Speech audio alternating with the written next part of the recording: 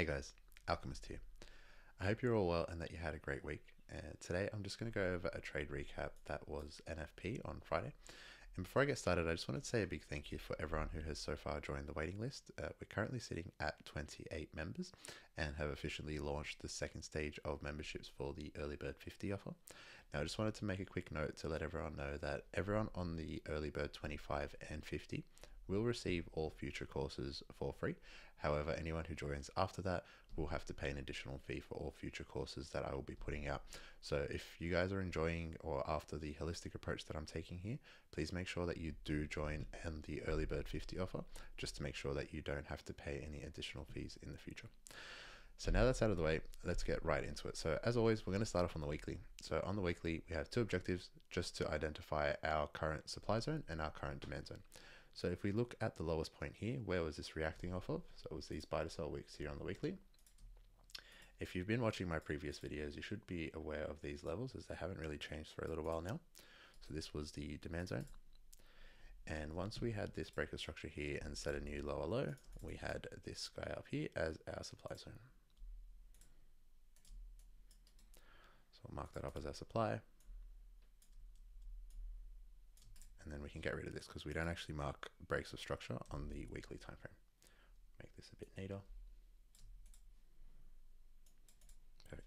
So now we'll drop down to the daily. And our most recent break of structure on the daily was here. You can go through my market structure video, which I'll put up in the corner here, as well as the last time that I covered AU, just to understand why this was the break of structure. This here would therefore be our daily low. And then once we had this pullback greater than 110 pips, this set our daily high.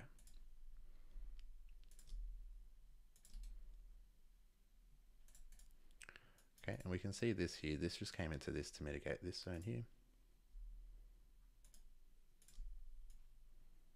That's what's currently holding. And then that's all we need to do on the 4 hour. Let me just mark this out as our daily break of structure, just to keep everything nice and neat. And we'll jump down to the 4 hour. Tidy up these lines. Got some OCD with this stuff.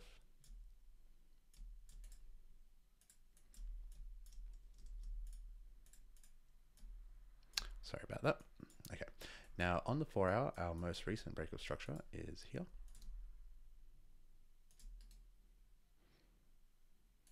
Again, I'm going through this quite quickly. If you want to go through and follow all this and you can see exactly why I've chosen this, please do watch the market structure video and the previous videos I've posted. I don't want to have to go through it each time that I'm doing this. This here would have been a sweep. And once we had this pullback greater than 90 pips, this set our 4 hour low. Okay, and this up here, this was the highest point above this break of structure line. Therefore, this daily high is actually also our 4 hour high. So once we've identified our 4 hour range, we can drop our premium discount tool. And then we can start to identify valid POIs.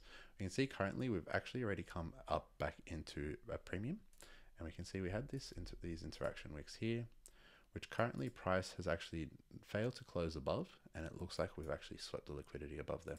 But we will drop down onto the 15-minute and investigate further. So on the 4 hour, this is a sweep, but once we jump down to the 15-minute, we're most likely going to have a body close above, but we'll still go down and have a look. And then we can also see here that we've got this. And why this is important as well is, although it's actually swept this zone, it did have interaction with this demand level. And we actually had a team Zoom today with all the guys who are currently in Millennial Wealth Group. And what I was explaining to them is, for myself and for the system that I've created, the most important thing to make a POI valid is that it has to have interaction. So we have to see the interaction between supply and demand, and then to see which is actually going to hold. So for example, at this point, we would have pushed up, price would have pushed back down into this demand zone. It's important to see the interaction because if we were to hold here and then to see continuing bullish structure, we would see that demand would still be in control. However, what actually happened was once price tapped into this demand zone, which would have had a lot of orders sitting in here, we've actually swept, created a new supply zone, and then created a break of structure on the lower time frames. So although this is not a 4 hour break of structure, it would have been on the 15-minute. And this introduction here, this actually solidified supply holding control. And as we can currently see, demand has actually failed to close above. So that's important. It has to have interaction and it needs to cause a breakout structure. There's going to be quite a few other things as well, but the rest will be covered in the course. But just wanted to give you guys a couple of nuggets there. So when you're looking at your POIs, just make sure that that they have interaction between supply and demand. So ideally, that's really all we need to look at on the 4 hour. There's no other real POIs. I mean, we have the wick up here in the extreme. The other thing is too, if price does retrace all the way back up here, it's most likely just going to close above. And what we'd wait to see is to see a body close above this daily and 4 hour high, then confirm bullish nature. Look for the interaction between the supply level, find where demand really took control, and then take continuation longs off of that. But that's not the case here. So what we'll do now is jump back down to the 15 minute. And now let's identify this area that we're trading within here.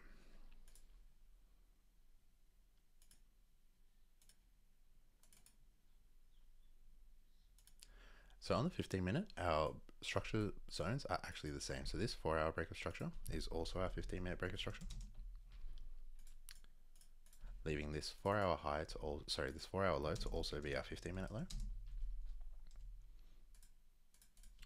And this 4 hour high also to be our 15 minute high.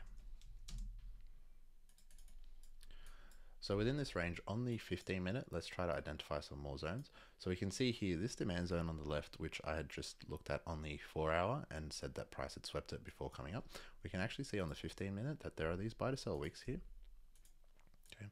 And that's actually exactly where price is currently holding from.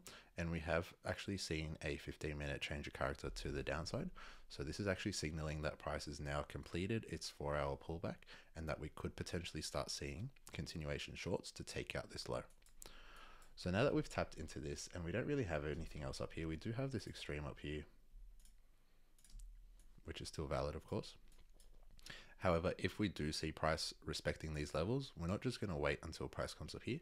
We will enter as long as it plays out as to our trading plan. So we can minimize this here. We can get rid of this. We know it was a sweep on the 4 hour, but that essentially on the 15 minute, it wasn't a sweep. And then once we had this change of character,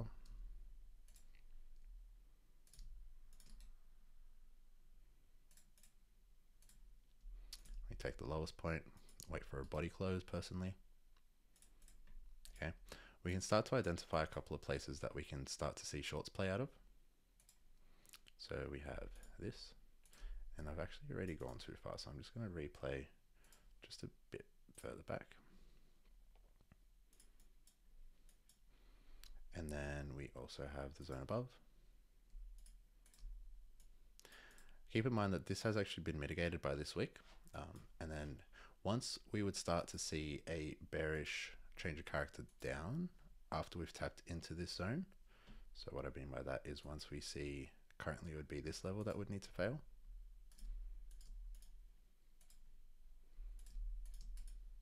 We can see that this low, if this was to occur and we'd have a change of character bearish, then this low failed its objective in setting a new high, and therefore this low should become targeted.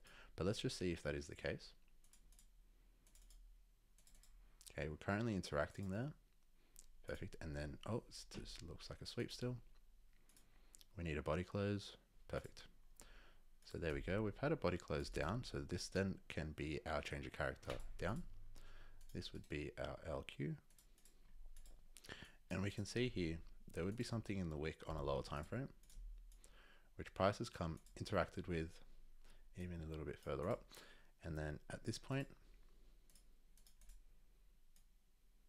it absorbed the orders, and what we can see is demand tried to hold and tried to push price further up. However, it failed, sweeping the liquidity above these highs and then creating this breaker structure to the downside. So once we've had this 15-minute change of character, after we've tapped into premium on the 4 hour and the 15-minute, we can therefore assume that this should be a targeted low, and so should the actual 4 hour low below. So I'll zoom back out and show you that one. We can mark this out as targeted, because once we've had this shift in order flow and structure is still bearish, we can assume, or not assume, I don't like to use that word, but we can sort of forecast that this low should therefore also not hold.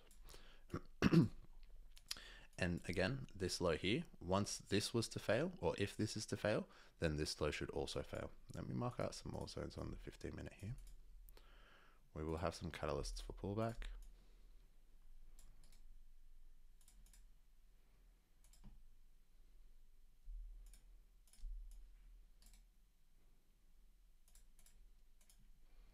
This zone is quite important. It swept a lot of liquidity here as well, as did this zone.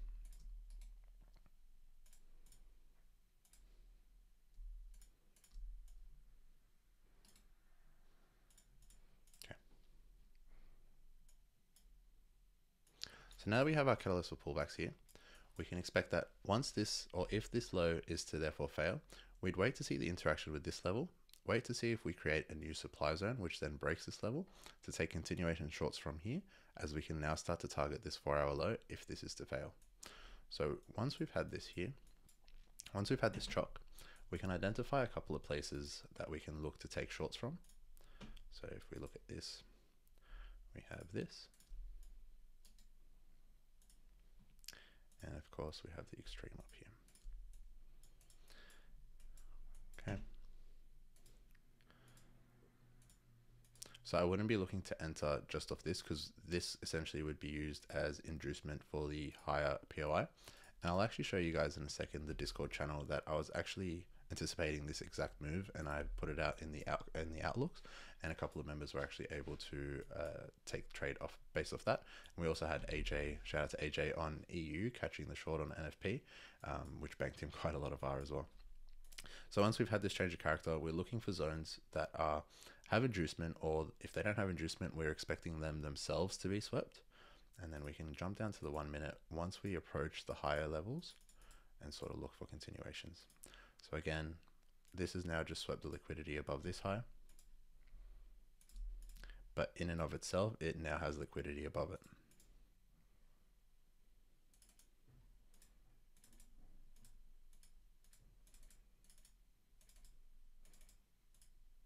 Okay, and I'll just quickly jump to the Discord. So we can see this is essentially the same area that I was just marking out.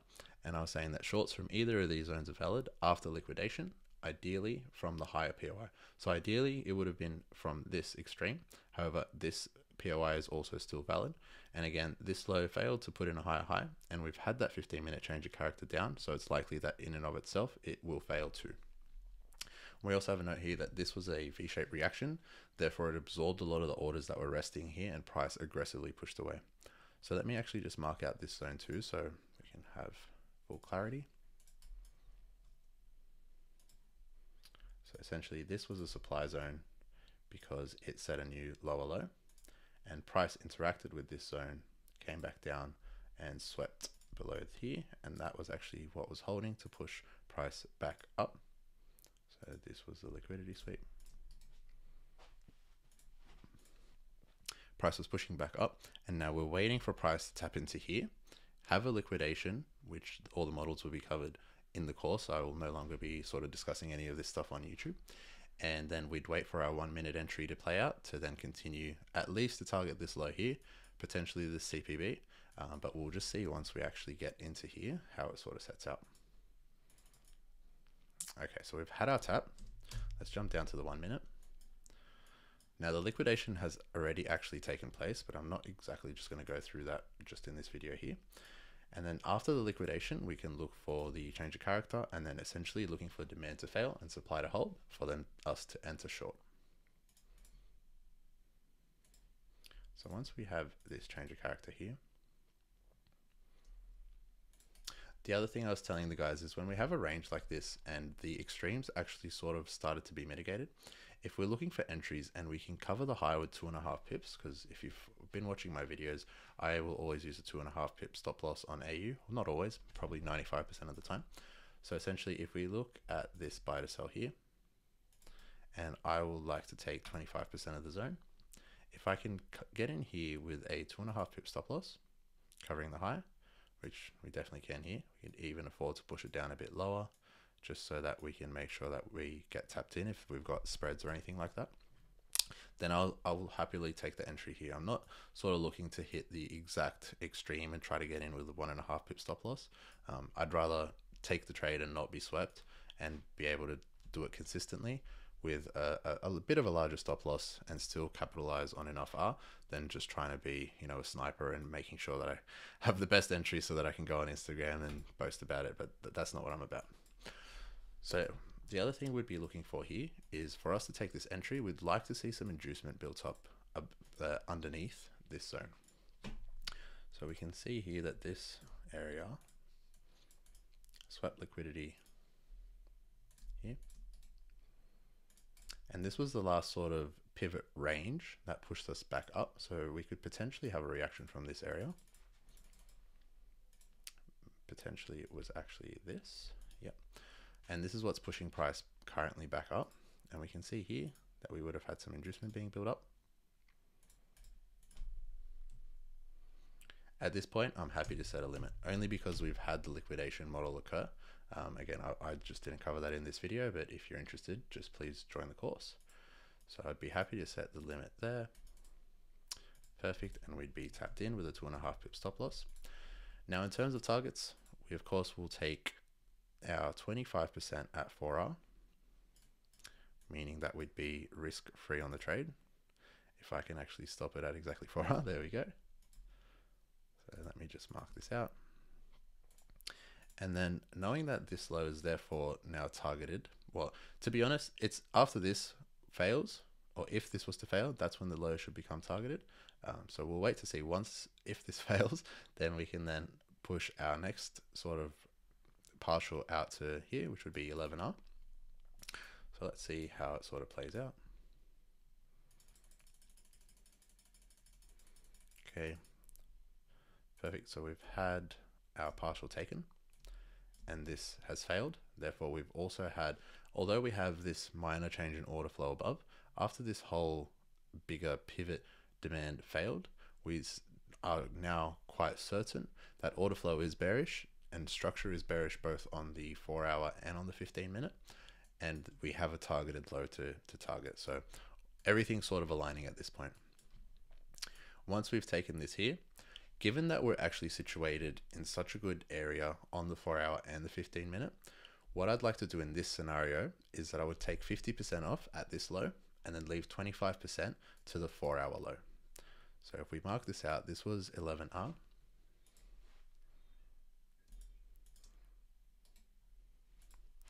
So we'll make this 50% at 11R.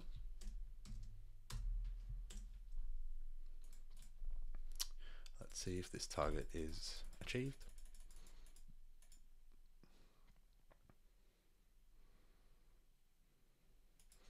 Even here, what we can see here is this is just sort of the generation of liquidity.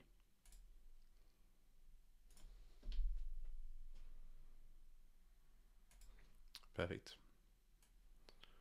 So we could be a bit more conservative, and instead of having it exactly at the low, we could have actually looked at this whole sell to buy and taken it off at 25% of this range. But we can just also be targeting the low. Just expect that if you are looking to take it all the way to the end, that you are going to have consolidation sort of like this at the range. So you might actually end up having to hold the trade a little longer. So this sort of hour and 18 minutes, if you didn't want to have to hold it through that and wonder whether price was going to reverse and take you back out at break even, you could just actually just decrease the amount of R you're looking for. You could probably still get about 9.5 and just take it at 25% of that sell to buy that we saw to the left. But in this case, we've got here 50% at 11R. So that would be 5.5R plus the one that we've taken here. So that's 6.5. Then we've got the additional 25% of the trade still to go. At this point, you would move the rest of your trade to break even. And once we have this low failing, we'll just see how price interacts with this catalyst for pullback. And if this catalyst for a pullback fails, then we can expect that the actual 4-hour low below will also fail. So let's just see how we interact with this catalyst for a pullback. I'm just going to move up to the 15-minute. Now keep in mind we did have NFP coming out.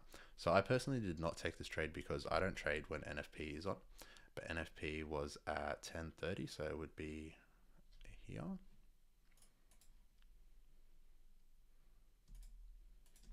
This is where NFP will happen, and you'll be able to tell.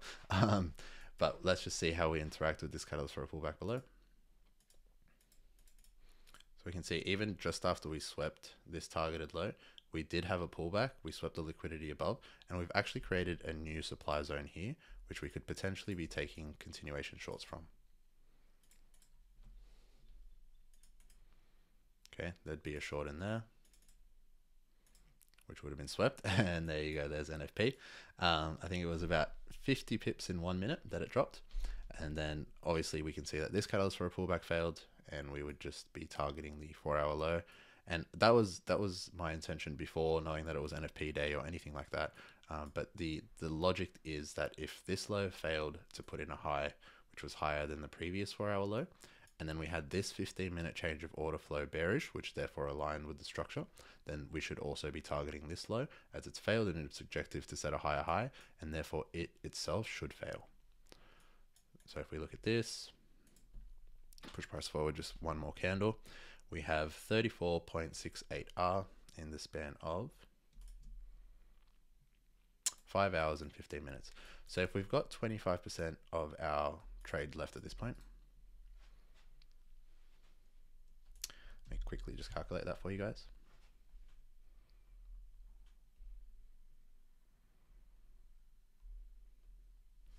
That's 8.67R, we'll just call it 8.5. Plus here we've got 5.5. And then we've also got the one up there. So it's just over 15R in 5 hours, and I believe it was 15 minutes. Let me quickly just confirm. Yeah, perfect. It's kind of nice, 15R in 5 hours and 15 minutes. But you can see the logic behind it. And essentially what I'm doing for all the members in the group is next week they'll be receiving it's sort of like a spreadsheet which sort of tells them if structure is X on the 4-hour and 15-minute structure is also X or Y, therefore we should be looking for 1 minute order flow to shift to bearish to be aligned with this. And I'm giving them different stars to actually indicate how good of a setup it is. So obviously a 5-star setup is what we'd be our bread and butter, what we'd be looking to take every single day of the week. Essentially that's when everything would be aligned. And I'm also going to be telling them that if structure is bearish on the 15-minute, for example, and then we have order flow aligned, they're going to know exactly what to target and how they should be also partialing. With partialing, of course, it is a little bit subjective. Some people like to hold the trade for a little longer with more volume. I personally like to take the majority of my trade off quite early, just so that I can sort of rest easy knowing that I've achieved my weekly target, and anything after that is just playing with house money. But it will come down to you and how you want to be partialing. But essentially, you'll just have a very mechanical system of if X occurs, then we do Y. And I think as traders, that's exactly what we need, because a rational mind has no space for emotions. And the difficulty with trading is it can be very emotional, and it sort of uncovers all of our deepest, darkest secrets. If you've got any sort of self-limiting beliefs and anything like that, you might not even know that you do, but the minute you start trading and they start creeping up into your trading, they severely affect your performance. And so trading mechanically and trading rationally is the only way to remove the emotions from this. And that's what I'm aiming to achieve here. And that's what I've achieved personally and what I'm trying to do for everyone as part of Millennial Wealth Group. So this is just a recap for NFP, and we can see here was quite a good trade. The logic behind it is very sound. If you have any questions or any comments, please do leave them below. And please, if you could, just give this video a like, a comment, and subscribe if you're not currently subscribed. It does help me out a lot. And I'll be looking forward to seeing you in the next video. Thanks, guys.